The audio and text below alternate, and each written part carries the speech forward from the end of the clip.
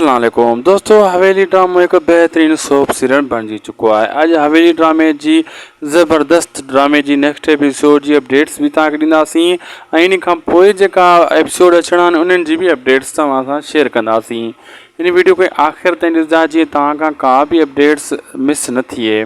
दोस्तों मां तव्हांखे ॿुधाईंदो हलां हाणे तमामु जल्द चौथे स्पेल की भी जो शूटिंग स्टार्ट थियण वारी है। छाजे करे ही जो हवेली ड्रामे जा कुल 75 एपिसोड मुकम्मल तैयार पिया आहिनि, जंहिंमें तव्हां ॾिठो 60 ते पुॼी चुको है ड्रामो। बाक़ी बचा मथों 15 एपिसोड। हाँ तमाम जल्द जो 15 एपिसोड दोस्तों ये 2 हफ़्तनि जी मार आहिनि। हफ़्ते में 4 एपिसोड अचनि था, वधि में वधि 3 हफ़्तनि में ये ख़त्म थी वेंदा ऐं पोइ वरी ड्रामो रोकणो पइजी वेंदो। इन खां अॻु ई हाणे शूटिंग की तैयारी थी रही है चौथे जो है स्पेल जी 75 का 100 ताईं।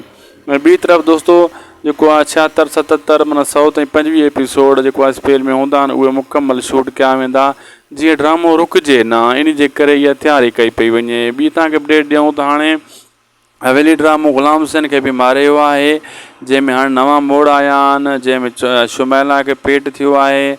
ॿियो वरी पीर जो अमजद जी मोहब्बत जो मसलो भी थी पियो आहे। साले जो मसलो विच में इहो जागियो है।